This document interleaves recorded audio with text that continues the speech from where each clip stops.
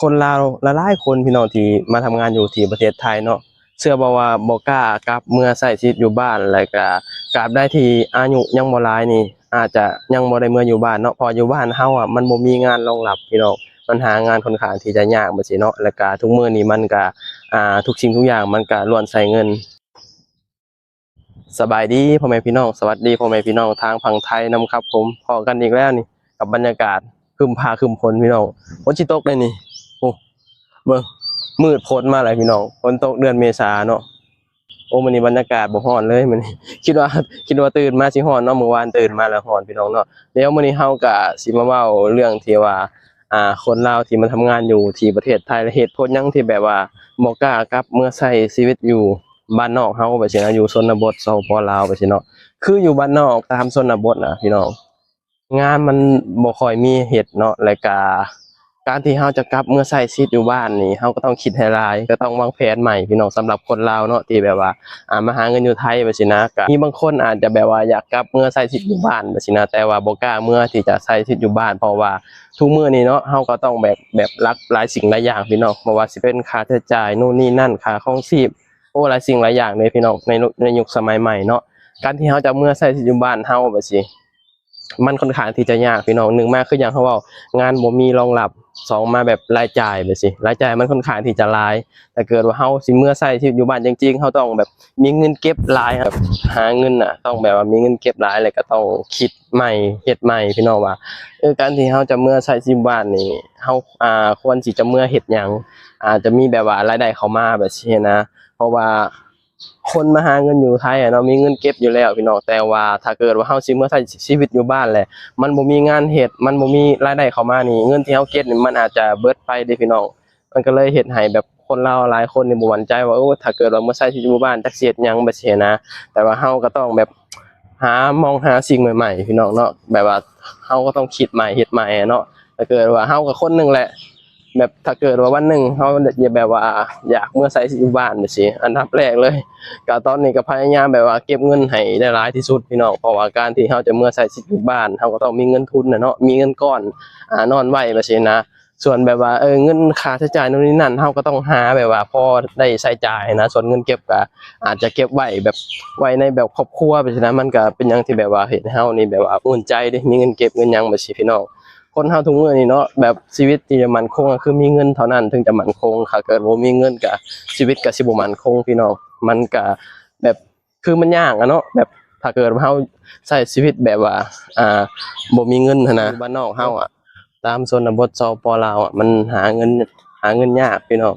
แบบว่ามันบ่ค่อยมีแบบว่าโรงจักรโรงงานนอกจากในเมืองเนาะในเมืองก็คนก็บ่อยากเข้าไปดอกพี่น้องส่วนหลายเนาะเข้าไปก็ส่วนน้อยส่วนหลายก็สิข้ามมาหาเงินอยู่ไทยสักส่วนหลายเนาะ ส่วนหลายสิบ่ได้เข้าไปในตัวเมืองของสปปลาวพี่น้องส่วนหลายก็สิข้ามมาหาเงินอยู่ไทยแน่นอนแหละเนาะคืออย่างเฮาฮู้กันอยู่ไทยก็เงินเงินสูงกว่าบ้านเฮาเนาะก็เห็นให้หลายๆคนแบบว่ายังคิดแบบว่าค่อนข้างที่จะยากที่จะแบบว่าเมื่อใช้ชีวิตอยู่บ้านจังซี่นะแต่จริงมันก็บ่ยากดอกพี่น้องถ้าเกิดว่าเฮาวางแผนเนาะอย่างเช่นแบบถ้าเกิดเฮามีเงินเก็บหลายอะนะแล้วก็เฮาก็คิดว่าถ้าเกิดว่าเมื่ออยู่บ้านเฮานี่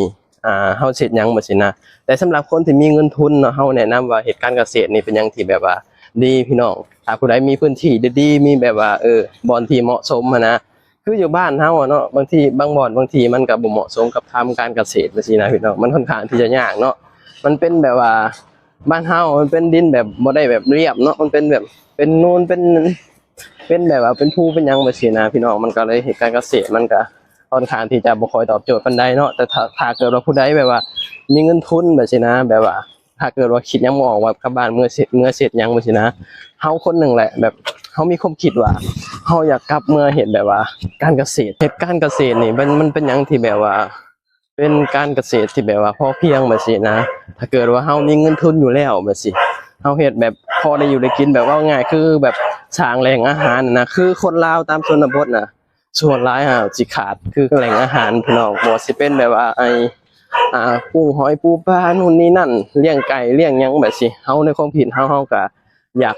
กลับเมื่ออยู่บริษัทแหละพี่น้องแต่ว่าเฮาก็ต้องแบบว่ามีเงินทุนก่อนเนาะแบบมีเงินทุนจักก้อนหนึ่งแบบสินะแบบว่าอย่างน้อยเฮามีเงินทุนไว้ในครอบครัวแบบสินะมันก็ยังเฮ็ดให้เฮาแบบว่า อุ่นใจมีเงินมีหยังแบบสินะแล้วก็เฮาเฮ็ดนั่นเฮ็ดนี่มันก็ค่อนข้างที่จะสบายอยู่ใช่นะในความคิดเฮาก็คิดว่าเฮาอยากกลับเมื่อแบบว่าเฮ็ดการเกษตรแบบสินะแบบว่าเฮ็ดเลี้ยงเป็ดเลี้ยงไก่นู่นนี่นั่นก็ว่ากันไปพี่น้องเนาะการเกษตรมันก็มีหลายสิ่งหลายอย่างที่เฮาเลือกให้เฮ็ดแบบสินะเฮาก็ต้องเบิ่งก่อนว่าบ้านเฮานี่แบบขายหยังได้แบบสินะอย่างเช่นเลี้ยงไก่ไข่บ่แบบสิบ้านเฮาเลี้ยงไก่ไข่นี่ค่อนข้างที่จะขายดีพี่น้องอยู่บ้านเฮาเนาะ แต่ว่าเราก็ต้องศึกษาความรู้แล้วก็ต้องมารู้วิธีเลี้ยงแล้วก็ต้องรู้หลายอย่างพี่น้องต้องศึกษาเดี๋ยวนี้มันก็ง่ายเนาะการที่เราจะแบบศึกษานั่นศึกษานี่มันก็โทรศัพท์เครื่องเดียวก็สามารถศึกษาได้แล้วก็ลงมือเฮ็ดแล้วก็เรียนรู้ไปเรื่อยๆไปซี่นะมันก็เฮ็ดให้เราแบบว่าอาจจะแบบว่าอยู่ได้อะในความคิดเราอะเนาะแบบน่าจะอยู่ได้พี่น้องแต่ว่าเราก็ต้องศึกษาเรียนรู้ไปแบบซี่นะถ้าเกิดว่าเรากลับบ้านไปแล้วเราลงทุนปุ๊บ บ่ได้แบบศึกษาเบิ่งแล้วก็บ่ได้เรียนรู้บ่ได้มีความรู้ว่าสิมันอาจจะแบบบ่ประสบความสำเร็จพี่น้องในความคิดเฮาก็คิดแบบนั้นแหละพี่น้องก็คือแบบว่าสิกลับเมื่อแบบว่าทำการเกษตรแบบนี้นะถ้าเกิดว่าแบบมีเงินทุนแล้วนะแต่ว่าตอนนี้ก็ได้แค่คิดเพราะว่าเงินทุนยังบ่มีพี่น้องก็ได้แค่คิดไว้มันก็บ่ได้เสียหายเนาะเฮาคิดไว้เดี๋ยวว่าเฮาสิกลับบ้านไปแล้วเฮาเสร็จหยังหั้นนะแบบคืออยู่บ้านนอกเฮาอะอย่างเดียวพี่น้องคือแบบว่าเฮ็ด การเกษตรนี่เป็นหยังที่แบบคือทางรอดแล้วในยุคสมัยนี้พี่น้องคือแบบพี่น้องคนไทยก็แบบกลับไปอยู่บ้านเฮ็ดการเกษตรหลายพี่น้องแต่ว่าอย่าลืมต้องมีเงินทุนก่อนเนาะต้องแบบว่าทุกสิ่งทุกอย่างมันลงตัวก่อนถึงจะเมื่ออยู่บ้านเฮาได้เนาะอันนั้นคือแบบว่าการเกษตรนี่มันเป็นบั้นปลายชีวิตของเฮาแบบนี้นะถ้าเกิดว่าเฮาเมื่อโดยที่เฮาบ่มีเงินทุนแล้วแบบนี้มันอยู่บ่ได้พี่น้องมันแบบจับหน้าวินหลังจับหลังวินหน้าเนาะ ก็คือแบบเราต้องมีเงินทุนก่อนเราค่อยเมื่อแบบใช้ชีวิตแบบนั้นได้เนาะแต่ตอนนี้มีโอกาสหาไปเก็บไปประหยัดเอาอันใดที่แบบว่าบ่จำเป็นซื้อเราก็สิบ่ซื้อเนาะเพราะว่าแน่นอนแหละวันหนึ่งเราเฒ่าแก่ไปเราก็ต้องได้กลับเมื่ออยู่บ้านเราอยู่ดีเนาะกลับมาใช้ชีวิตอยู่บ้านเราอยู่ดีแบบนี้นะเราก็เลยมีความคิดว่าบั้นปลายชีวิตก็อยากเมื่อเลี้ยงเป็ดเลี้ยงไก่แบบนี้นะแบบพอแบบว่ามีรายได้เล็กน้อยก็บ่ถือว่าแบบร่ำรวยดอกพี่น้อง ต้องบอกก่อนว่าการเกษตรนี่มันก็บ่ได้เฮ็ดให้แบบคนแบบว่าร่ำรวยแบบถึงแบบรวยได้นะแต่มันก็มีอยู่มีกินมีใช้มีจ่ายไปสินะแต่สำหรับเราว่ามันก็โอเคแล้วได้การที่ชีวิตเราอะเนาะมีใช้มีจ่ายไปสิมีอยู่มีกินนี่เราว่าสุดยอดแล้วบ่จำเป็นต้องแบบว่ารวยดอกคำว่ารวยผู้ใดก็อยากรวยแหละพี่น้องแต่มันก็คำว่ารวยมันก็มีหลายปัจจัยเนาะที่แบบให้เรารวยได้นะการที่เราไปอยู่บ้านนอกการที่เราไปเฮ็ดการเกษตรจังซี่มันเป็นไปบ่ได้ดอกที่แบบว่าจะรวยนะเพราะว่าแน่นอน เราต้องเข้าใจก่อนว่าบ้านเฮาอะเนาะแฮงซื้อมันก็บ่ได้ค่อยหลายบ่คืออยู่ประเทศไทยเป็นประเทศที่ใหญ่แฮงซื้อก็หลายการเฮ็ดนั่นเฮ็ดนี่มันก็ค่อนข้างที่จะสะดวกสบายแล้วก็มัน